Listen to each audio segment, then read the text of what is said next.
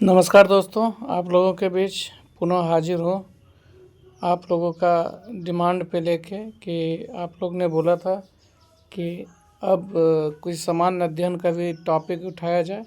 और सामान्य अध्ययन के टॉपिक में सर्वप्रथम हम एनसीईआरटी पर बेस्ड जो किरण पब्लिकेशन का ये बुक आता है सामान्य ज्ञान, किरण सामान्य ज्ञान, उनको लेके आया हूँ। और किरण सामान्य ज्ञान का पहला टॉपिक हम लेके आए हैं केमिस्ट्री। जैसा कि आप पिछले वीडियो में देख चुके हैं, तो हमने उसमें सारा टॉपिक को डिस्क्राइब कर दिया और हम इसमें देखे हैं कि पहला जो है ये पदार्थ की प्रकृति और वर्गीकरण क्या है, पदार्थ की प्रकृति और वर्गीकरण, इनको स्टार्ट करना जा रहा है।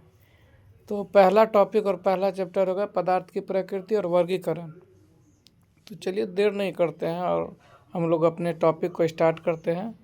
रसायन विज्ञान का पहला टॉपिक है जो कि नॉर्मल, पहले रसायन विज्ञान को समझते हैं। रसायन विज्ञान को समझने के लिए मुझे सर्वप्रथम इसका जो ये टॉपिक कैसे बना है इस टॉपिक को देखना होगा कि रसायन विज्ञान है क्या, रसायन विज्ञान है क्या, रसायन विज्ञान क्या है। इनको देखने के लिए हम इसको पढ़ते हैं, देखते हैं कि रसायन विज्ञान विज्ञान की वह शाखा जिसके अंतर्गत पदार्थों के गुण,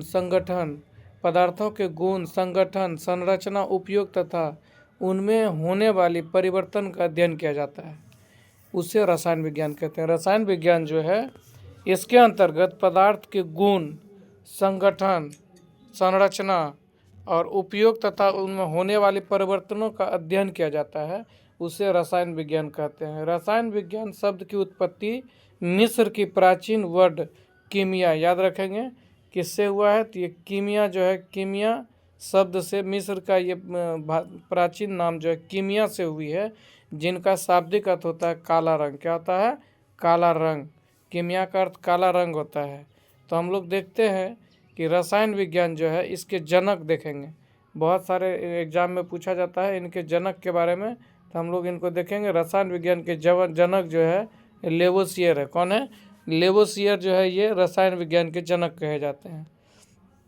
आगे देखते हैं रसायन विज्ञान में कौन कौन से टॉपिक आते हैं। रसायन विज्ञान में देखेंगे तो हमको जैसे टॉपिक अगर पढ़ना है रसायन विज्ञान में, तो इनमें आएगा भौतिक रसायन विज्ञान। क्या आता है? भौतिक रसायन विज्ञान। इसके बाद कार्बनिक रसायन विज्ञान। इसके बाद जैव रसायन विज्ञान, वैद्युत रसायन विज्ञान, फिर आएगा विश्लेषणात्मक रसायन विज्ञान, फिर आएगा पर्यावरण रसायन विज्ञान, फिर आएगा नाभिकीय रसायन विज्ञान, फिर प्रकाश रसायन विज्ञान। हम रसायन विज्ञान को इन सभी छोटे छोटे टॉपिकों में डिवाइड करके फिर उनको बारीकी से पढ़ने का प्रयास करेंगे। तो जैसे ही इसमें देखे होंगे आप कि रसायन विज्ञान का ये भौतिक रसायन विज्ञान जो है, इनको स्टार्ट करते हैं। क्या करेंगे? भौतिक रसायन विज्ञान। भौतिक रसायन विज्ञान को देखिए कैसे डिवाइड किया गया। भौतिक रसायन विज्ञान जो है इनको डिवाइड जो किया गया है, भौतिक रसायन विज्ञान पदार्थ होते हैं, पदार्थ के पदार्थ दो भाग में देखे जाते हैं। पहला होता है भौतिक वर्गीकरण और दूसरा होता है रासायनिक वर्गीकरण। भौतिक वर्गीकरण और रासायनिक वर्गीकरण। भौतिक वर्गीकरण में हम लोग देखते हैं ठोस होता है, द्रव होता है और गैस होता है। जबकि रासायनिक वर्गीकरण में देखेंगे एक शुद्ध पदार्थ होगा और दूसरा होगा मिश्रण। शुद्ध पदार्थ में फिर देखेंगे दो प्रकार के होंगे, एक तो तत्व होंगे, एक यौगिक होंगे। तत्व वो जो सिंगल होता है, और तत्व में भी देखेंगे तो तत्व दो प्रकार के, कुछ धातु के गुण होते हैं जिसमें कुछ तत्व में अधात्विक गुण होते हैं। जबकि यौगिक में कुछ कार्बनिक होंगे जो कार्बन के सहायता से यौगिक बनेंगे, और जो बिना कार्बन के सहायता से बनेंगे उसे अकार्बनिक बोलेंगे। फिर शुद्ध पदार्थ के अलावा जो मिश्रण है, मिश्रण में दो होगा, एक समांगी और दूसरा विसमांगी। समांगी मिश्रण होगा जो समान मिश्रण में होगा, और जो विसमांगी होगा उसका कोई मिश्रण तय नहीं होगा, बस दोनों मिक्स होगा, दो अलग अलग पदार्थ। ठीक है, इस तरह से पदार्थ का वर्गीकरण देख लिए। अब देखेंगे पदार्थ क्या है। हमने पहला टॉपिक ही बोला था कि स्टार्ट करूँगा, तो वो होगा पदार्थ के प्रकृति और वर्गीकरण। क्या होगा? पदार्थ के प्रकृति और वर्गीकरण। ठीक है, पदार्थ के प्रकृति और वर्गीकरण को देखेंगे, तो उनको देखने के लिए हम सर्वप्रथम इसको पदार्थ क्या है इनको जानने का प्रयास करते हैं। ठीक है, पदार्थ क्या है इनको जानने का कोशिश करेंगे। तो पदार्थ वह हमारे ब्रह्मांड में अनेक प्रकार के पदार्थों का बना होता है। हमारा ब्रह्मांड जो है वो अनेक पदार्थों के मिलकर बना होता है। इन पदार्थों में ठोस, द्रव और गैस मुख्य रूप से होता है। पदार्थ को तीन भागों में कौन? ठोस, द्रव और गैस, ये 3 भागों में बांटा गया है। इसके बाद देखिए, कुछ को हम तत्व कहते हैं और कुछ को यौगिक तथा मिश्रण कहते हैं।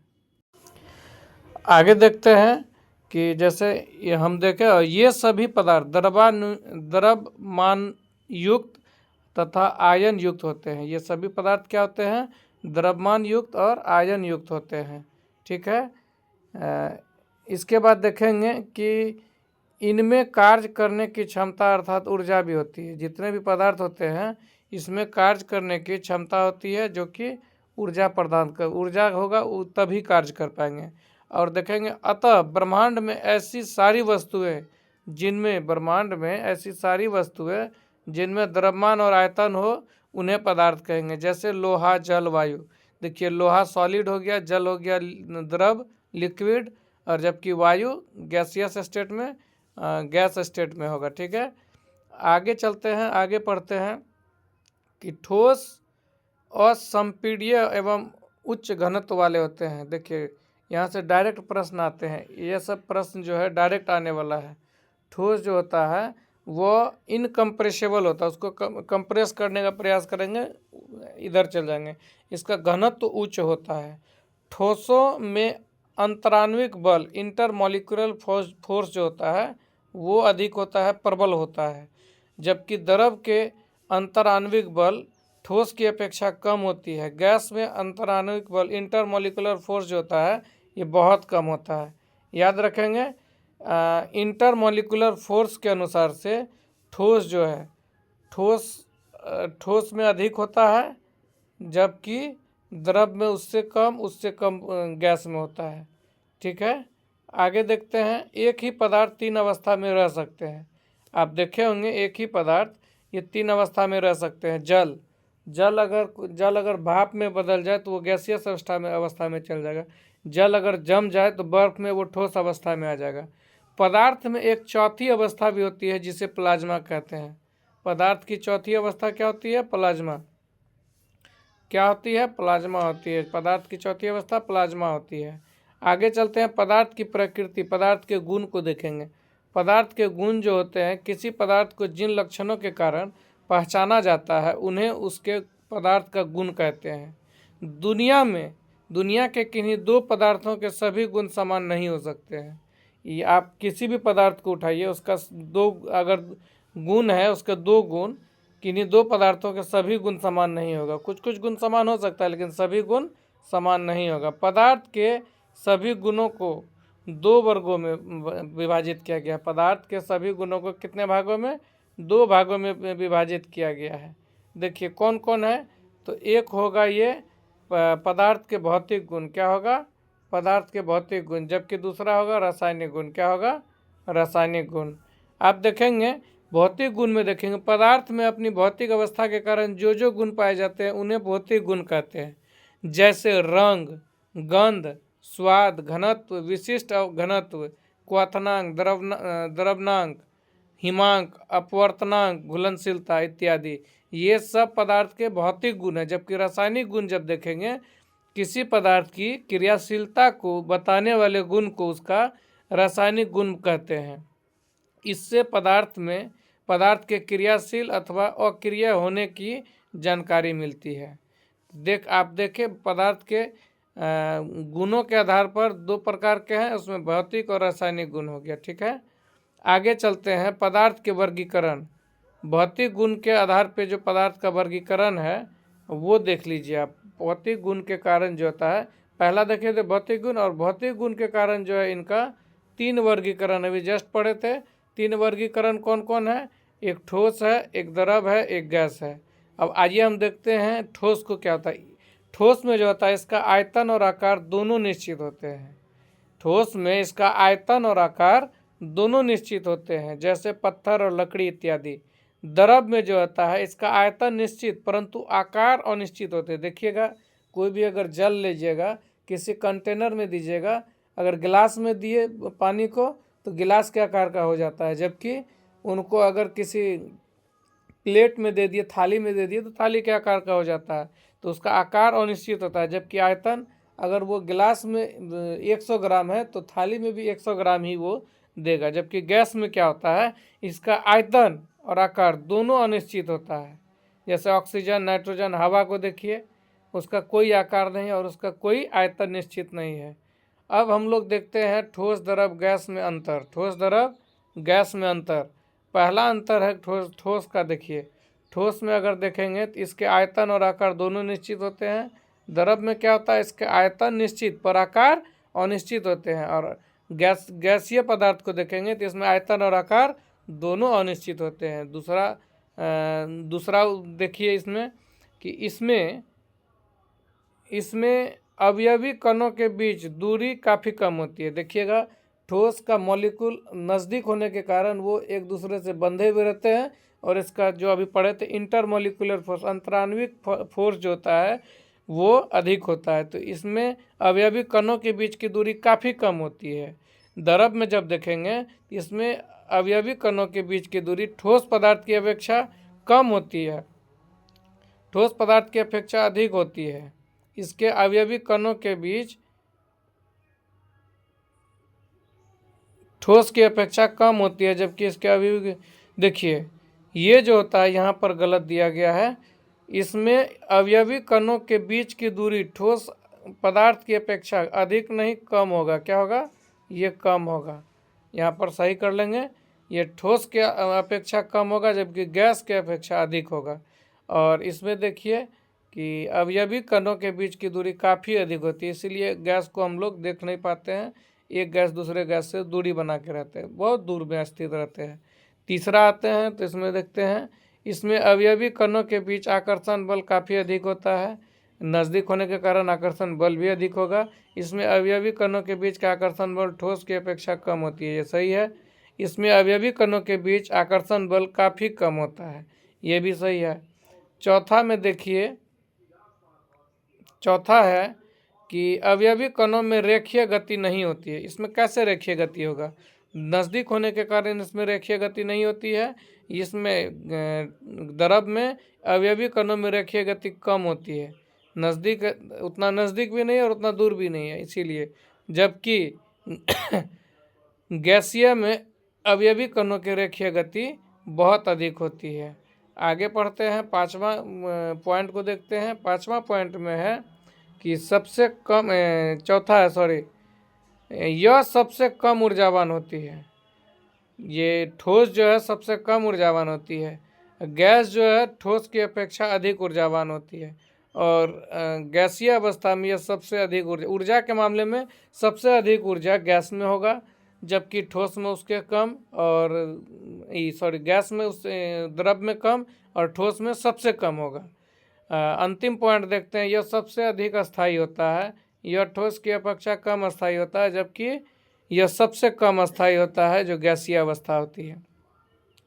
आगे देखते हैं कि रासायनिक गुण के आधार पर, वो देखिए भौतिक गुण के आधार पर, ये रासायनिक गुण के आधार पर पदार्थ के 3 प्रकार होते हैं।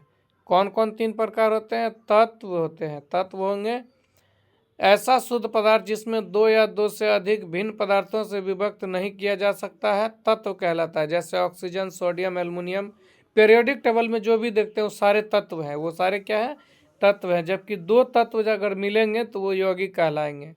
तत्व एक ही प्रकार के परमाणुओं से बने होते हैं, याद रखेंगे, तत्व जो है एक ही प्रकार के परमाणुओं से बने होते हैं।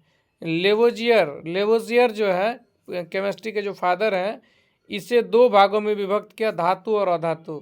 तत्व जो है 2 भाग में है, कुछ धातु है कुछ अधातु है। ये कौन बोले थे, लेवोजियर बोले थे। आगे चलते हैं, धातु और अधातु को अंतर देखते हैं। धातु और अधातु में अंतर देखते हैं। धातु में क्या होता है, अधातु। अधातु देखते हैं, नॉन मेटल। अधातु के परमाणु के अंतिम कक्षा में प्रायः 4, 5, 6 या 7 इलेक्ट्रॉन होते हैं, जबकि धातु के अंतिम कक्ष में प्रायः 1, 2 और 3 इलेक्ट्रॉन होते हैं। अब याद रखेंगे, 4 परमाणु वाले जो भी धातु होंगे वह नॉन मेटल होंगे, जबकि 1, 2, 3 वाले मेटल होंगे। ये प्रायः कठोर और भंगुर होता है। अधातु जो नॉन मेटल वो कठोर भी होगा और भंगुर भी होगा, जबकि धातु जो होगा जो प्रायः प्रत्यास्थ तन्य तथा अघात वर्णीय मिलेबल होता है। क्या होता है? अघात वर्णीय तन्य होगा, डक्टाइल होगा, और जबकि प्रत्यास्थ होगा। और अगला देखते हैं, नॉन मेटल में ये विद्युत के कुचालक होते हैं। अपवाद है इसका ग्रेफाइट, नॉन मेटल होते हुए विद्युत का सुचालक है, जबकि ये लगभग नॉन मेटाइल सभी नॉन मेटाइल जो है ये विद्युत के कुचालक होते हैं।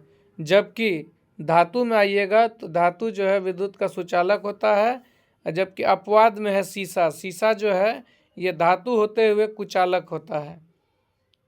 आगे देखते हैं, अधातु है, इसमें धातुई चमक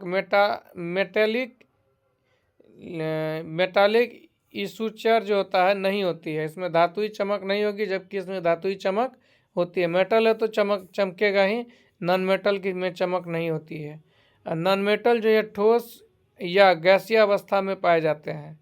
ये ठोस या गैसीय अवस्था में पाए जाते हैं, जबकि मेटल जो है ये ठोस अवस्था में पाया जाता है।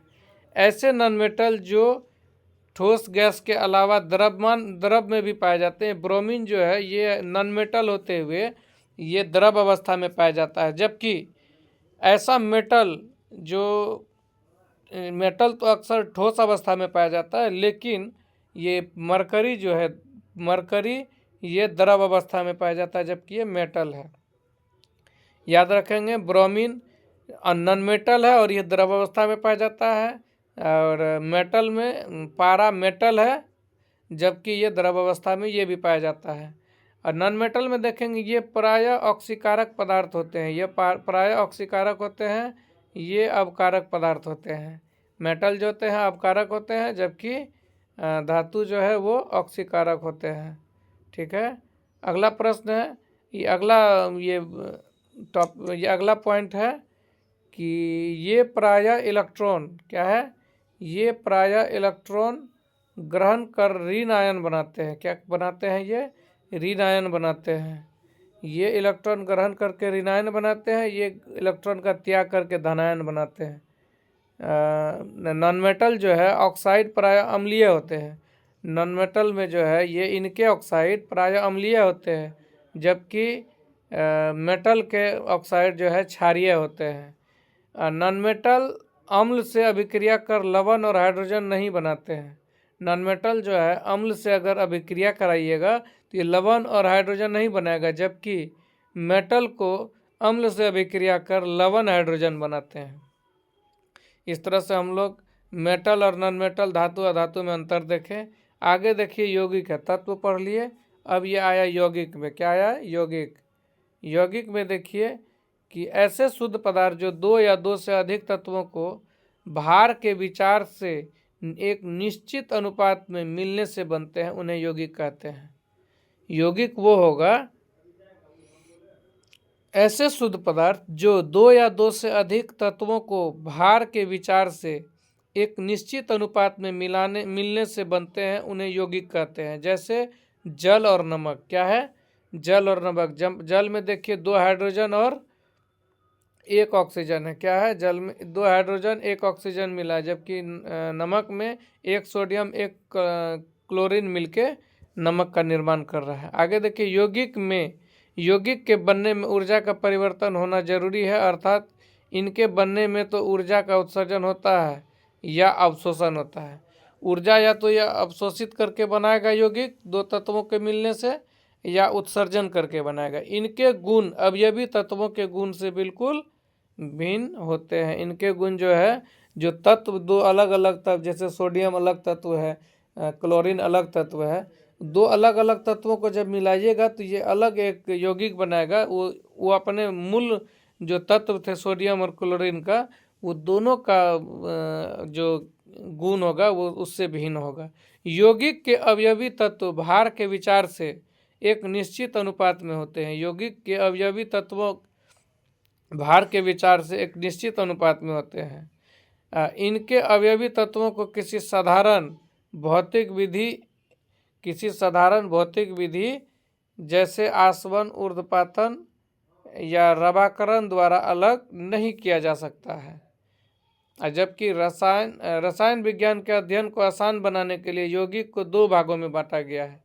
रसायन विज्ञान को जो हम लोग पढ़ते हैं, इसको आसान, पढ़ने में आसान हो, इसके लिए यौगिक जो है उसको 2 भागों में वर्गीकृत किया गया है। एक है कार्बनिक, एक कौन है, कार्बनिक है, जबकि दूसरा अकार्बनिक है। ठीक है। कार्बनिक जो है, यदि यौगिक में कार्बन मौजूद है तो उसे कार्बनिक, और कार्बन मौजूद नहीं है तो उसे अकार्बनिक यौगिक कहेंगे। आगे चलते हैं, कार्बनिक यौगिक और अकार्बनिक यौगिक को देखते हैं। कार्बनिक और अकार्बनिक को देखने के लिए हम यहाँ आगे देखते हैं कि कार्बनिक यौगिक में, कार्बनिक यौगिक कुछ ही तत्व जैसे carbon, hydrogen, oxygen, nitrogen, sulphur, phosphorus और हैलोजन से बनते हैं। CHONSP और हैलोजन से बनते हैं यह।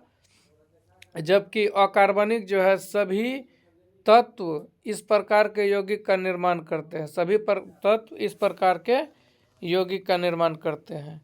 दूसरा है यह सहसंयोजक यौगिक होता है। ये क्या होता है, सहसंयोजक यौगिक होता है, जबकि इसमें आयनिक यौगिक होता है। और कार्बनिक यौगिक जो होगा उसमें आयनिक यौगिक होगा। कार्बनिक यौगिक जो है यह प्रायः दहनशील होता है। क्या होता है, दहनशील, जबकि ये दहनशील नहीं होता है। और कार्बनिक दहनशील नहीं होता है, ये प्रायः जल में अघुलनशील, जल में नहीं घुलेगा। जो दहनशील होगा वो जल में नहीं घुलेगा, जबकि यह प्रायः जल में घुलनशील होता है। और इधर देखिएगा, ये कार्बन घोल में घुलनशील होते हैं, ये कार्बन के घोल में घुलनशील होगा। ये प्रायः कार्बन घोल में, जब जल में घुलेगा तो कार्बन में नहीं घुलेगा। और कार्बनिक जो है कार्बन घोल में अघुलनशील होता है। अब आगे पॉइंट देखिए, इनके घोल विद्युत के कुचालक होते हैं। कार्बनिक यौगिक जो होगा उनका घोल जो भी होगा वो विद्युत का कुचालक होगा, जबकि अकार्बनिक यौगिक जो होगा इनके घोल द्रवित या जलीय अवस्था में विद्युत का सुचालक होगा। आप देखते होंगे नमक को अर्थिंग में उपयोग करने के लिए नमक को घोल के दिया जाता है, तो वो अर्थिंग विद्युत का सुचालक हो जाता है।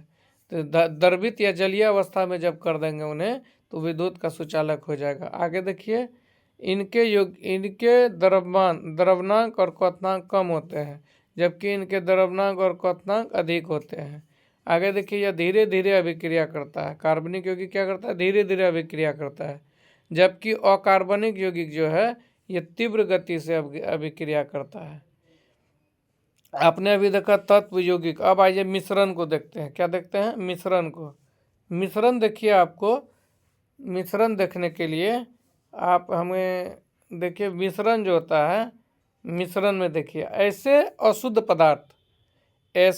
पदार्थ जो किन्हीं 2 शुद्ध पदार्थ, तत्व या यौगिक को किसी भी अनुपात में मिला देने से बनता है, मिश्रण कहलाता है।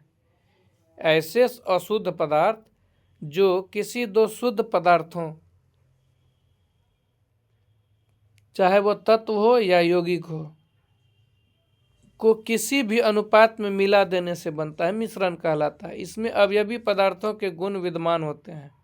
आप यौगिक में पढ़े थे कि जब किसी 2 तत्व को मिलाते हैं तो वो अपना मूल गुण छोड़ देता है, जबकि यहाँ देखिए इसमें अवयवी गुण, चाहे तत्व मिला है यौगिक मिला है, कोई भी 2, उसके अवयवी गुण विद्यमान होता है मिक्सचर में।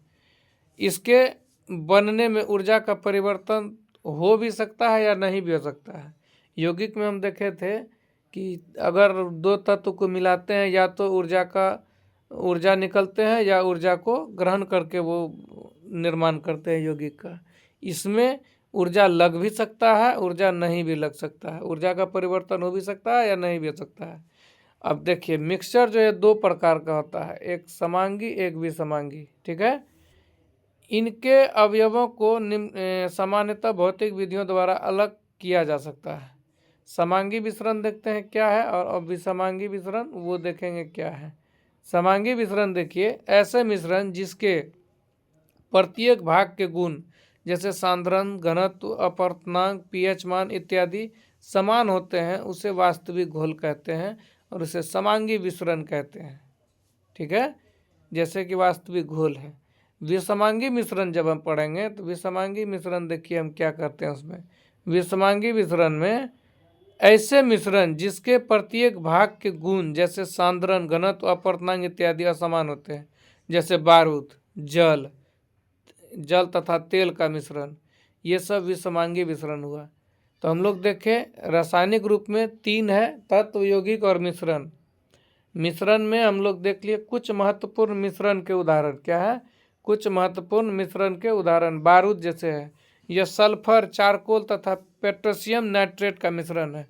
याद रखेंगे बारूद का मिश्रण में क्या क्या है, सल्फर आता है, चारकोल आता है तथा पोटेशियम नाइट्रेट का मिश्रण होता है।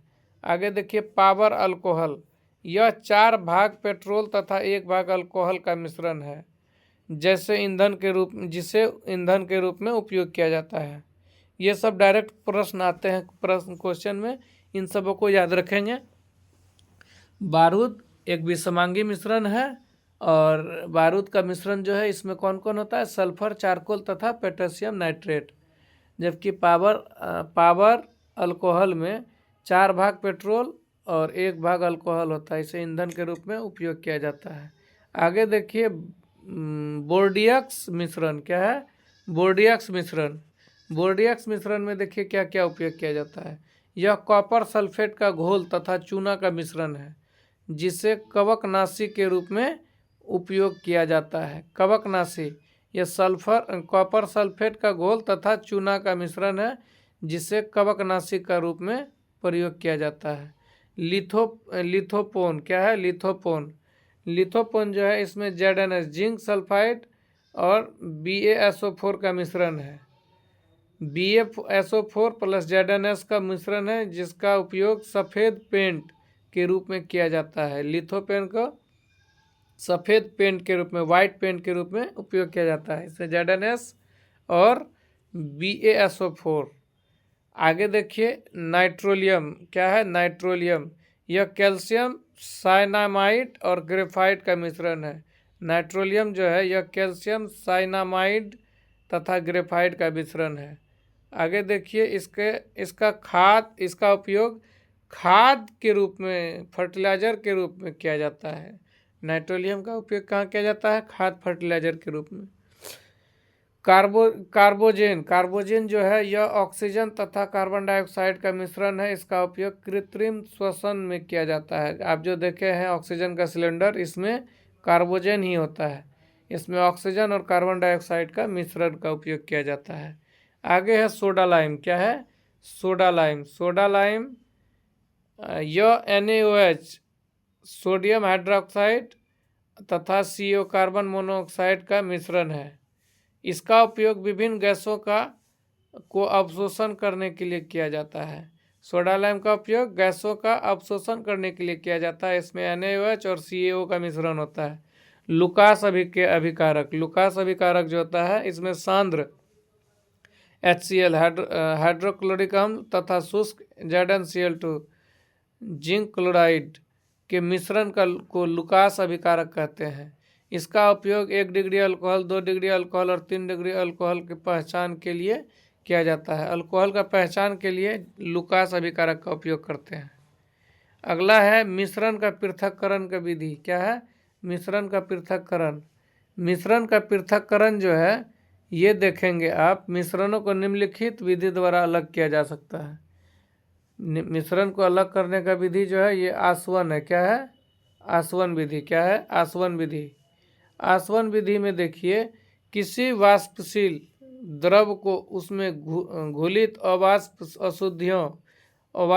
अशुद्धियों से पृथक करने के लिए जिस विधि का उपयोग किया जाता है उसे आसवन विधि कहलाता है। आसवन विधि क्या होगा, किसी वाष्पशील द्रव को उसमें घुलित अवाष्पशील अशुद्धियों से पृथक करने के लिए जिस विधि का उपयोग किया जाता है आसवन कहलाता है। इस प्रक्रिया में वाष्पशील द्रव को गर्म करके वाष्प में बदल दिया जाता है तथा पुनः ठंडा कर दिया जाता है, द्रव अवस्था में परिणत कर दिया जाता है। इससे अवाष्पशील अशुद्धियाँ दूर हो जाती है। अशुद्ध जल से अशुद्ध जल, अशुद्ध जल से अशुद्ध जल इसी विधि द्वारा बनाया जाता है। अशुद्ध जल से जो अशुद्ध जल बनाया जाता है आसवन विधि के द्वारा ही बनाया जाता है। दूसरा है रवाकरण। क्या है? रवाकरण विधि। रवाकरण विधि देखिए क्या है। रवाकरण विधि में इस विधि का प्रयोग करके किसी रवेदार क्रिस्टल ठोस पदार्थ का उसके घोल से अलग करने के लिए किया जाता है। इस विधि में रवेदार ठोस पदार्थ के घोल को उसके क्वथनांक तक गर्म किया जाता है। इसके बाद गर्म घोल को छानकर धीरे धीरे कमरे के ताप पर ठंडा होने के लिए छोड़ दिया जाता है। इससे शुद्ध ठोस रवाकृत होकर अलग हो जाता है। कॉपर सल्फेट के विलयन से कॉपर को या जिंक सल्फेट के विलयन से जिंक सल्फेट को जिंक को इसी विधि द्वारा अलग किया जाता है। रवाकरण विधि द्वारा कॉपर सल्फेट से कॉपर को और जिंक सल्फेट से जिंक को अलग करने का ये रवाकरण की विधि द्वारा किया जाता है। आगे है आंशिक आसवन। आंशिक आसवन है। आंशिक आसवन क्या है? दो या दो से अधिक द्रवों का मिश्रण जिसमें क्वथनांक अलग अलग होते हैं उन्हें पृथक करने के लिए इस विधि का उपयोग किया जाता है। इस विधि में मिश्रण को एक ऊंचा प्रभाजी स्तंभ में लेकर उच्च ताप पर गर्म किया जाता है। इससे यह वाष्पित होकर ऊपर की ओर जाती है। उच्च क्वथनांक वाले पदार्थ निचले भाग में तथा निच्च क्वथनांक वाले पदार्थ ऊपरी भाग में संघनित होकर अलग हो जाता है। इसे आंशिक आसवन कहते हैं। आगे देखते हैं आंशिक रवाकरण। आंशिक रवाकरण क्या है?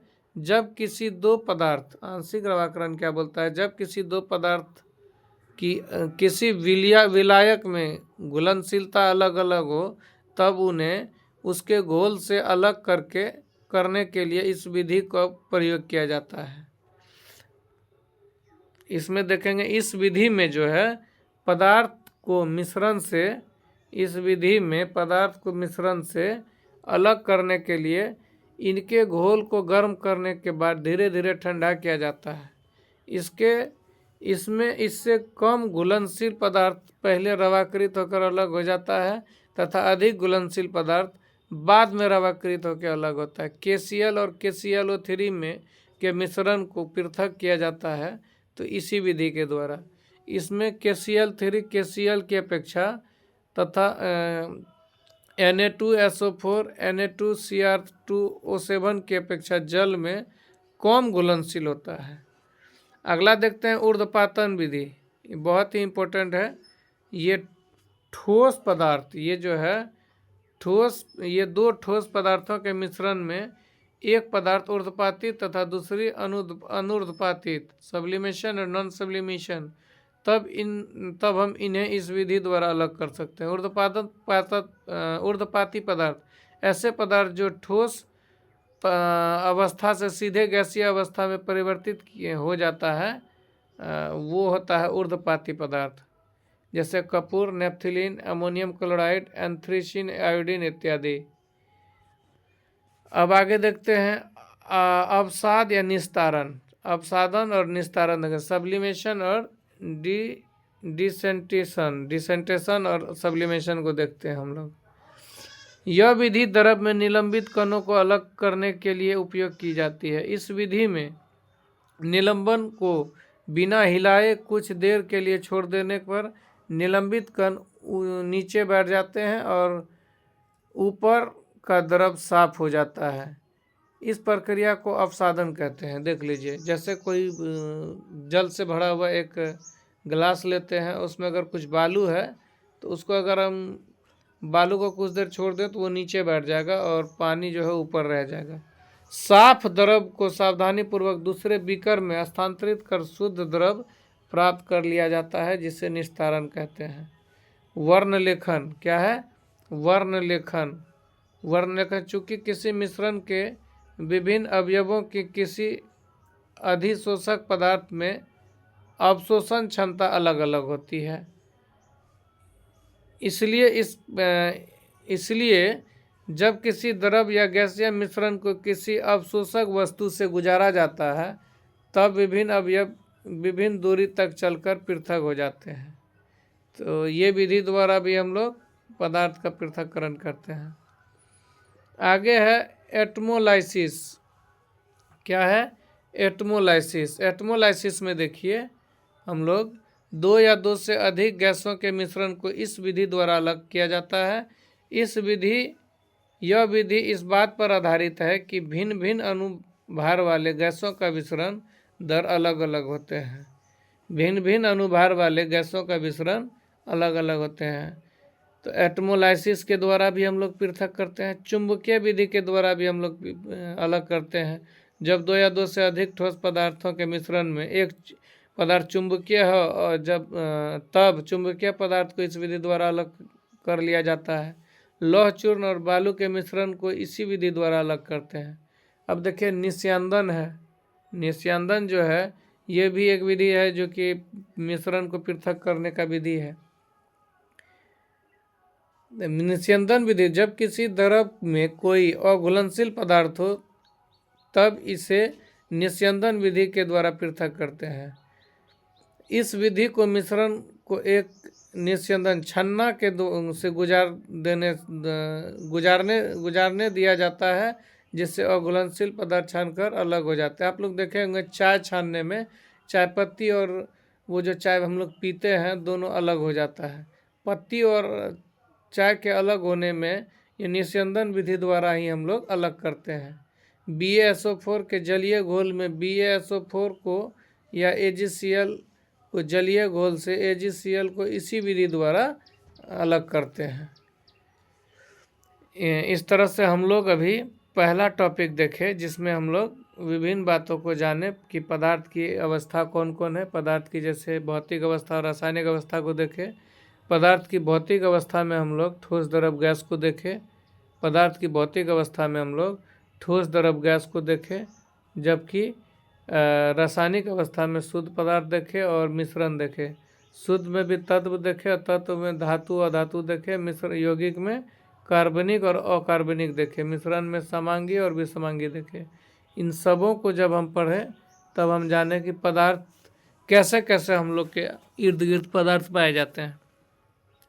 आशा करता हूँ कि आप लोगों को ये टॉपिक बहुत अच्छा लगा होगा और बहुत जल्द आप लोगों के बीच ज्योग्राफी का भी क्लास लेके आएंगे, भारत का ज्योग्राफी, और इसके बाद ये दोनों को बराबर में चलाएंगे।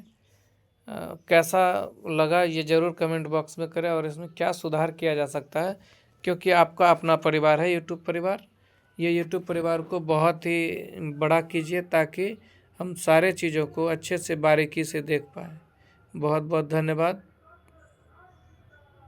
आप लोग Munna Yadav official YouTube channel पे जुड़े और अधिक से अधिक लोगों तक शेयर करें ताकि इनका लाभ अधिक से अधिक लोग ले सके। और हर एक प्रतियोगी परीक्षा, जो भी प्रतियोगी परीक्षा में भी आप लोग तैयारी कर रहे हैं, हर प्रतियोगी परीक्षा में साइंस का वेटेज अच्छा कर दिया है। चाहे आप लोग बिहार स्पेशल में या बिहार के जॉब में देखें, बिहार दरोगा हो, बिहार SSC हो, चाहे रेलवे में जाए, सब जगह साइंस का वेटेज बहुत अधिक है। तो केमिस्ट्री के साथ साथ हम ज्योग्राफी भी स्टार्ट करेंगे और फिजिक्स भी स्टार्ट करने के प्रयास करता हूँ। बहुत बहुत धन्यवाद। आपका अपना मुन्ना यादव। आप इस परिवार को इतना बड़ा बना दे ताकि मुझे भी इससे हौसला मिले कि और सारा टॉपिक को भी लेके आए। मैं अपने पढ़ाई से समय निकाल के ये सब वीडियो बनाने का शुरू किया हूँ, क्योंकि मैं भी अब सोच रहा हूँ कि कुछ ना कुछ अच्छा किया जाए और यूट्यूब पर अच्छे से कुछ कंटेंट दिया जाए ताकि लोगों को लाभ मिल सके। बहुत बहुत धन्यवाद। आपका अपना मुन्ना यादव। इसे आप लोग बहुत सारा प्यार दें और आप लोगों का बहुत शुक्रिया।